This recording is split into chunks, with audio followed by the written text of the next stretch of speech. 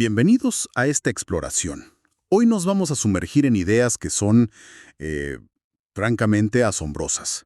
Vamos a conectar la física más avanzada, esa que nos habla de la estructura misma del cosmos, por una forma de pensar relativamente nueva llamada transcomplejidad. Y bueno, nuestra guía, un libro colectivo bastante reciente. Se titula El tejido invisible del universo bajo el enfoque de la transcomplejidad. Es una publicación de la Red de Investigadores de la Transcomplejidad, REDIT, y tiene aportes de varios autores como Carlos Aguiar Ruiz, Otoniel Granados, Arturo René Dávila Mera y Evelyn Judith Ereu Ledesma. Exacto. Y la misión que nos proponemos hoy es, desentrañar cómo conceptos como la relatividad de Einstein, Claro. las teorías de catástrofes y fractales, la teoría de cuerdas, que ya son exótica, y los grandes misterios como la materia oscura o el Big Bang. Cómo todo eso nos puede ayudar a ver el universo de una forma más integrada, más multidimensional. Ajá. Justamente el tipo de visión que propone la transcomplejidad. El libro sugiere pensar el cosmos desde la frontera del saber, ¿no? Como un tejido invisible donde el cosmos desde la frontera del saber, ¿no? Como un tejido invisible donde el conocimiento necesita ir más allá de sus propios límites. Y para empezar, creo que es útil tener una idea de qué entiende el libro por transcomplejidad. Porque, ojo, no se trata de encontrar una única respuesta simple para todo. Ah, claro. No es simplificar. Para nada, ¿no? Ujú. La transcomplejidad lo que hace es abrazar la pluralidad, la interconexión profunda de todo. Y cómo de esas conexiones emergen realidades nuevas, múltiples. Intenta integrar diferentes saberes, reconociendo principios como la indeterminación o la autoorganización de los sistemas. O sea, no simplificar, sino aprender a navegar la complejidad misma. Justamente. Y el libro argumenta algo interesante, que las teorías más potentes de la física contemporánea, como la cuántica o incluso las ideas sobre multiversos, Sí. son en realidad la base epistemológica, el fundamento sobre el que se construye esta forma de pensar transcompleja. Qué interesante punto de partida. Bueno, vayamos entonces al primer gran pilar que aborda el libro. Einstein. La relatividad. Todos hemos oído hablar de él, claro, Todos hemos oído hablar de él, claro, pero ¿cómo exactamente sus teorías sacudieron los cimientos de nuestra comprensión de la realidad? Rompieron con la física clásica, ¿no? Con esa idea de espacio y tiempo fijos. Totalmente. Es que la física de Newton nos daba un escenario muy cómodo, ¿verdad? Un reloj universal, digamos.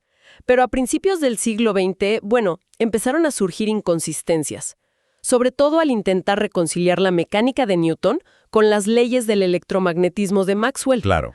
Y esto llevó a Einstein a plantearse preguntas realmente radicales. Como esa famosa imagen mental, ¿no? Como esa famosa imagen mental, ¿no? ¿Qué vería si pudiera viajar junto a un rayo de luz a su misma velocidad? Una pregunta que parece simple. Pero con consecuencias enormes. Precisamente. Esa reflexión lo llevó a los dos postulados de la relatividad especial. Primero, algo que desafía totalmente la intuición. La velocidad de la luz en el vacío es la misma para todos los observadores. No importa si se mueven o a qué velocidad. Increíble. Y segundo, y como consecuencia directa, la simultaneidad es relativa. O sea, dos eventos que para mí ocurren al mismo tiempo pueden no ocurrirlo para alguien que se mueve respecto a mí. Y esto dinamitó la idea de espacio y tiempo como cosas separadas. Exacto. Ahí nació el concepto de espacio-tiempo, una única entidad de 4 dimensiones, 2. Y las consecuencias son fascinantes y comprobadas experimentalmente, ¿eh? La dilatación del tiempo. Los relojes en movimiento marcan el tiempo más lentamente que los estacionarios. Ajá. Y la contracción de la longitud. Los objetos en movimiento se acortan en la dirección de su movimiento si los desde fuera. Entonces, a ver. Si la realidad misma depende de quién la observa y cómo se mueve, ¿cómo conecta esto con la transcomplejidad? Parece un vínculo muy natural, ¿no? Es un vínculo muy, muy fuerte. Primero, nos aterriza la idea de que no existe una realidad única, absoluta, independiente observador. El conocimiento siempre está situado, ¿sabes? Ligado a un marco de referencia. Claro. El libro usa un término, objetividad dinámica, que suena un poco complejo, Sí. pero básicamente significa que no somos meros espectadores pasivos de la realidad. Nuestra forma de observar, de medir, interactúa y co-construye lo que percibimos. Sujeto y objeto están como en una danza constante. Me gusta esa idea de la danza. No es que inventemos la realidad, pero sí participamos en cómo se nos manifiesta. Exacto. Y esto se relaciona con un principio clave de la transcomplejidad que el libro llama complementariedad relevante. Piénsalo así. La dilatación del tiempo y la contracción de la longitud no son errores de medición, Claro. ni ilusiones. Son descripciones válidas de la realidad como dos caras de la misma moneda, ¿entiendes? Que juntos nos dan una imagen más completa de esa entidad más profunda que es el espacio-tiempo. Entiendo. Y la transcomplejidad sugiere que lo mismo ocurre con diferentes disciplinas o puntos de vista sobre un problema complejo. Pueden parecer contradictorios, pero ser facetas complementarias. Sino perspectivas necesarias para abarcar la complejidad. Y supongo que aquí también entra en juego la reflexividad transcompleja que mencionabas. Sin duda. La relatividad nos obliga a ser conscientes de nuestro propio papel como observadores, de cómo nuestro estado, en este caso nuestro movimiento, afecta lo que medimos. Ujú. La reflexividad transcompleja es justamente eso. La necesidad constante de reflexionar sobre cómo conocemos lo que conocemos, sobre nuestras herramientas, nuestros supuestos y cómo estos moldean nuestra comprensión. Muy potente. Ahora, la relatividad nos dio una nueva visión del espacio-tiempo, pero a menudo lo imaginamos como algo suave, continuo, ¿no? Sí. Sin embargo, el universo también presenta cambios bruscos, saltos inesperados. El libro dedica un capítulo a teorías que abordan esto, como la teoría de las catástrofes de René Thom. ¿Qué nos dice esta teoría? Bueno, esta teoría matemática, que se basa en la topología, se enfoca precisamente en esos cambios repentinos. Estudia cómo sistemas que evolucionan de manera suave, predecible. Pueden al llegar a un punto cualitativamente diferente. Piensa, no sé, en un puente que soporta peso gradualmente hasta que, ¡pum!, colapsa, Claro. o en la tensión que se acumula en una falla geológica hasta que se libera en un terremoto. El libro menciona ejemplos más cotidianos como la gota que colma el vaso. Esa misma. O una burbuja que estalla. Pequeños cambios acumulados que detonan una gran transformación. Exacto. Son discontinuidades. Y su relevancia para la transcomplejidad es que nos da herramientas para entender que la realidad no siempre cambia de forma gradual. Hay emergencia, hay saltos cualitativos, tanto en la naturaleza como en sistemas sociales o económicos. Y es crucial entender que catástrofe, en este contexto matemático, no es necesariamente algo negativo, Es una ruptura del estado anterior, sí, pero es una transformación fundamental que da lugar a algo nuevo. Entiendo. Complementa la idea de interconexión con la posibilidad de rupturas y reorganizaciones súbitas. Y junto a las catástrofes, el libro introduce la teoría de los fractales de Benoit Mandelbrot. Aquí sí hablamos de patrones dentro de patrones, ¿verdad? Correcto. Los fractales son objetos geométricos cuya estructura básica se repite a diferentes escalas. Ajá. Tienen autosimilitud. Si haces zoom en una parte, encuentras una versión más pequeña del todo. Mandelbrot mostró que muchas formas naturales, las costas, las nubes, las montañas, las redes de los ríos, incluso la estructura de nuestros pulmones, ¡Wow! tienen esta propiedad fractal y se generan a menudo mediante reglas recursivas que se aplican una y otra vez. Fascinante. ¿Y cómo nutre esto a la visión transcompleja? Pues los fractales ofrecen un lenguaje matemático para describir la complejidad organizada que existe en múltiples niveles. Claro. Nos ayudan a ver cómo patrones globales pueden reflejarse en escalas locales y viceversa. Y esto conecta directamente con ideas transcomplejas como la multirreferencialidad, esa necesidad de mirar un fenómeno desde múltiples perspectivas y escalas para comprenderlo, y la multidimensionalidad. Ujú. Un fractal nos muestra cómo una estructura simple, repetida, puede generar una complejidad visual inmensa. Sugiere cómo reglas subyacentes pueden dar lugar a la riqueza emergente que vemos en el universo. Tiene todo el sentido. Pasamos de lo suave, digamos, de la relatividad, a lo abrupto de la complejidad con los fractales. El libro nos lleva ahora a un terreno, aún más abstracto y fundamental, la teoría de cuerdas. Sí. La idea de que todo en su nivel más básico son diminutas cuerdas vibrando. Es así de simple, o de complejo. Esa es la imagen central, sí. Es uno de los intentos más ambiciosos por lograr lo que llaman el santo grial de la física teórica. La unificación. Exacto. Unificar la mecánica cuántica, que rige lo muy pequeño, con la relatividad general de Einstein, que describe la gravedad, y lo muy grande. Dos teorías súper exitosas, pero incompatibles entre sí en ciertos puntos. Precisamente. Son incompatibles en condiciones extremas, como en el centro de un agujero negro o en el mismísimo instante del Big Bang. La propuesta de las cuerdas es que las partículas fundamentales que conocemos, electrones, quarks, fotones, no son puntitos adimensionales, sino diferentes modos de vibración de minúsculas cuerdas unidimensionales. como las diferentes notas de un violín, ¿no? Que vienen de la misma cuerda vibrando de distintas maneras. Es una muy buena analogía.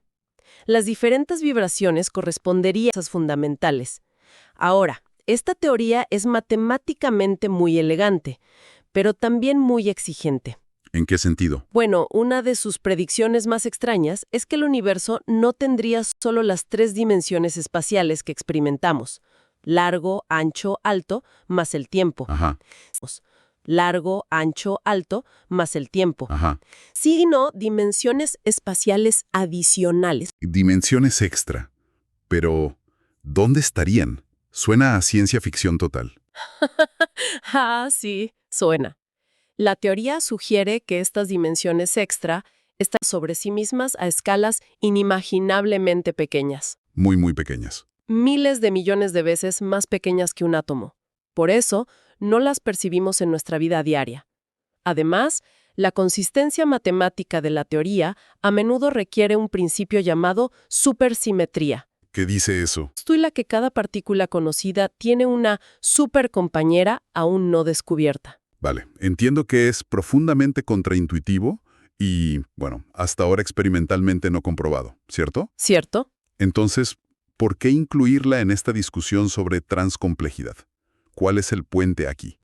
En conceptual y metodológico. Aunque la teoría de cuerdas sea especulativa hoy por hoy, su forma de abordar la realidad resuena fuertemente con los principios transcomplejos. A ver, Ambas visiones enfatizan la interconexión fundamental, aquí todo emerge de las mismas cuerdas, la existencia de múltiples dimensiones, literalmente en cuerdas, metafóricamente en transcomplejidad, y una realidad que no es lineal. ya veo. Los principios de la teoría de cuerdas, como esa búsqueda de unificación y la necesidad de dimensiones adicionales, conectan con ideas transcomplejas, la necesidad de integrar diferentes lenguajes y marcos de conocimiento, como la cuántica y la relatividad, para una comprensión más profunda. Ujú. Y también con la sinergética relacional, esa idea de que el todo es más que la suma de sus partes y que las propiedades emergen de las relaciones. O sea que, aunque la física en sí sea distinta, la manera de pensar sobre la unidad, la multiplicidad y la interconexión tiene paralelos claros. Exactamente. El libro sugiere que la teoría de cuerdas, incluso como modelo teórico, puede inspirar enfoques para investigar fenómenos complejos y emergentes en otros campos. Y ambas reconocen también la recursividad, ¿no? donde causa y efecto no son una simple línea recta, sino que pueden formar bucles alimentándose mutuamente. Entendido. Dejamos las cuerdas vibrantes por un momento y pasamos, bueno, no comprendidos del todo, del cosmos. Ajá. El último tramo del libro aborda la materia oscura y el Big Bang. Empecemos por la materia oscura. ¿Qué sabemos realmente y por qué sigue siendo un enigma tan grande? La materia oscura es uno de los mayores rompecabezas de la cosmología moderna. Es una forma de matter que actúa con la luz. Ni la emite ni la absorbe. Nada.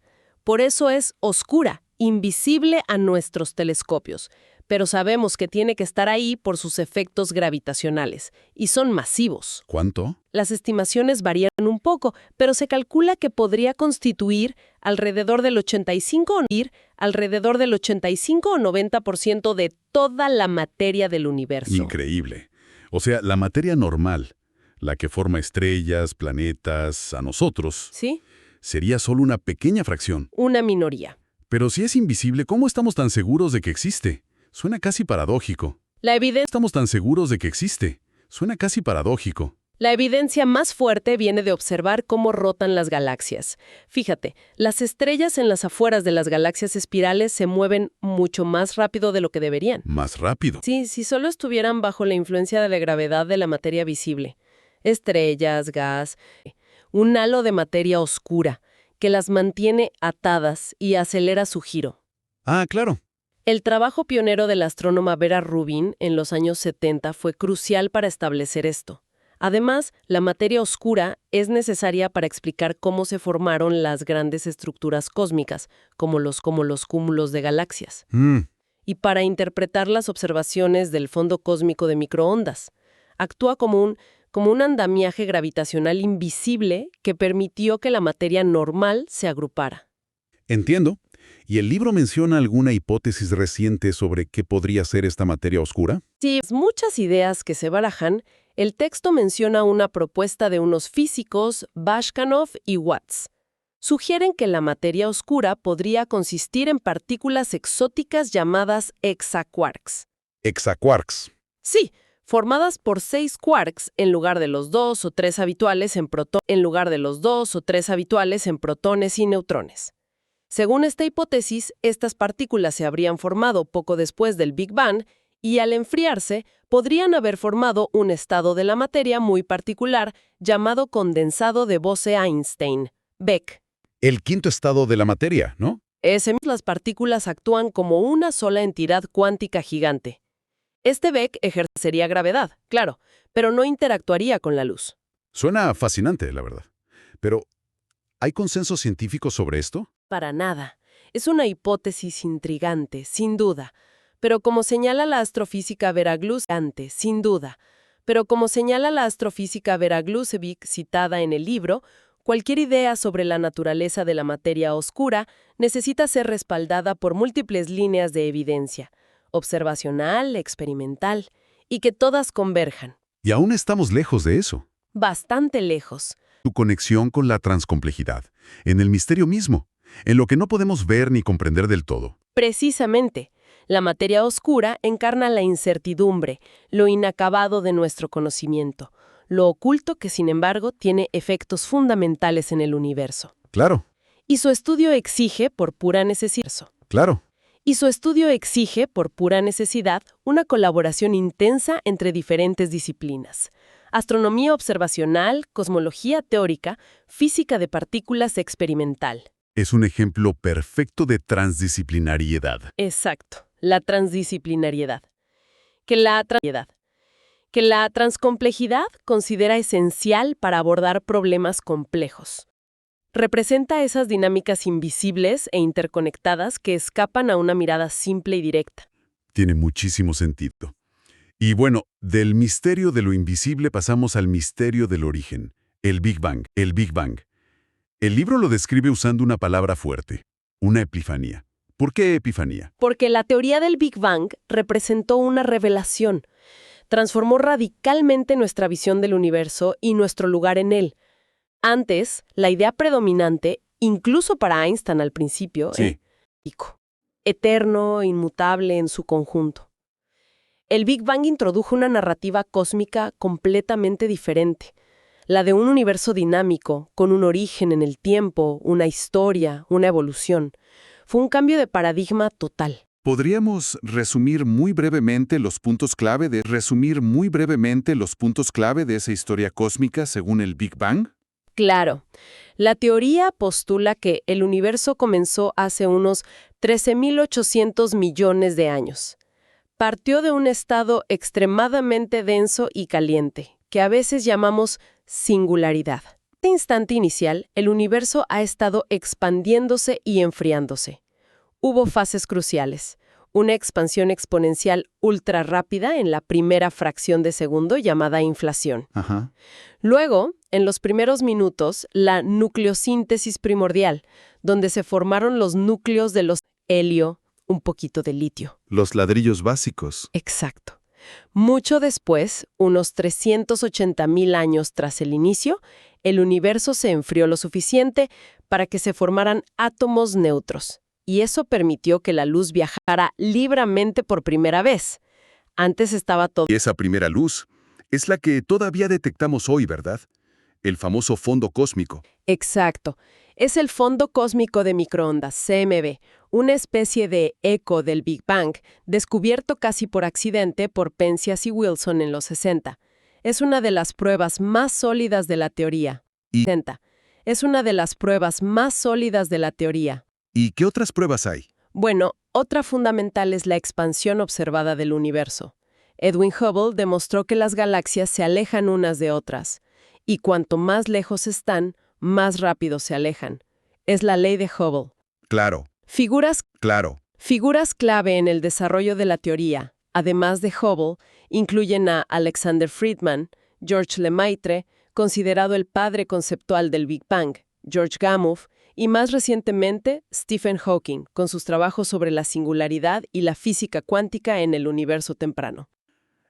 Es una historia realmente increíble. ¿Y cómo encaja esta gran narrativa cósmica con la transcomplejidad? Pues el Big Bang, especialmente con las ideas más modernas, como la inflación, que incluso sugiere la posibilidad de un multiverso, nuestro universo como una burbuja entre muchas otras. Sí. Resuena mucho con el énfasis transcomplejo en las múltiples dimensiones, no necesariamente espaciales, sino de realidad. Las interconexiones profundas, todo surgiendo de un origen y evolucionando química, en proceso. Desafía cualquier visión simple, lineal o estática del cosmos. Muy bien. Hemos recorrido un camino largo y, la verdad, fascinante. Desde la relatividad que dobla el espacio-tiempo, las catástrofes que marcan saltos abruptos, los fractales que revelan patrones en la unidad fundamental, la materia oscura que nos recuerda lo mucho que ignoramos, y el Big Bang que nos da una historia cósmica evolutiva. A ver, si intentamos tejer todos estos hilos, ¿cuáles serían las conexiones centrales con la transcomplejidad que el libro nos ayuda a ver? Yo creo que surgen varios temas recurrentes muy potentes. Primero, una clara superación del reduccionismo, ¿no? Todas estas teorías nos invitan a mirar las interconexiones, el todo, y no solo las partes aisladas. Cierto. Segundo, la omnipresencia de la interconexión. El espacio-tiempo como un tejido unificado, las cuerdas como origen común de todo, la materia oscura afectando la estructura visible a través de la gravedad. Ajá. Tercero, la idea de una realidad multidimensional y multiperspectivista. La relatividad nos muestra que es extra, los fractales revelan patrones a múltiples escalas. Y también la idea de un universo dinámico, ¿no? Y la aceptación de la incertidumbre. Exactamente. El universo no es una máquina estática. Es un proceso en constante evolución, el Big Bang, que puede sufrir transformaciones radicales. El papel del observador, de nuestra forma de conocer, es crucial. Relatividad, reflexividad transcompleja. Y finalmente, misterios como la materia oscura nos obligan a abrazar la incertidumbre, a reconocer que nuestro conocimiento siempre será incompleto, siempre estará en construcción. La transcomplejidad ofrece un marco para pensar juntas todas estas ideas, para no verlas como compartimentos estancos. Entonces, adoptar una mirada transcompleja al universo, inspirada por estas teorías de vanguardia, no es buscar una fórmula simple y final, No, para nada. sino apreciar el cosmos como una No, para nada. red inmensamente rica, dinámica, con múltiples capas interconectadas, donde la incertidumbre, el misterio, lo invisible, no son fallos en nuestra comprensión, sino partes intrínsecas de esa realidad. Es reconocer que necesitamos integrar diferentes perspectivas. Es una invitación poderosa a eso, sí, a trascender las fronteras entre disciplinas, a valorar la diversidad de enfoques y a abrazar la complejidad inherente, no solo del universo físico, sino probablemente de toda la realidad que experimentamos. Y para cerrar, y como una forma de llevar estas ideas quizás un poco más allá de la física, les dejamos una pregunta para reflexionar. Algo que surge de esta exploración del tejido invisible. Si empezamos a entender el universo y quizás por extensión otros sistemas complejos, la sociedad, la conciencia, no como una colección de cosas separadas, una red de relaciones, perspectivas y dimensiones entrelazadas, ¿cómo podría eso transformar nuestra manera de abordar los grandes desafíos sociales, nuestra comprensión de la conciencia misma, o incluso la forma en que experimentamos nuestra propia existencia dentro de ese vasto tejido cósmico? Una pregunta abierta sin duda. Tejido cósmico. Una pregunta abierta sin duda. Que nos impulsa a seguir pensando, a seguir explorando. Y con esa invitación a la reflexión, concluimos este análisis. Ha sido un viaje profundo y, la verdad, muy estimulante, a través de las fronteras del conocimiento.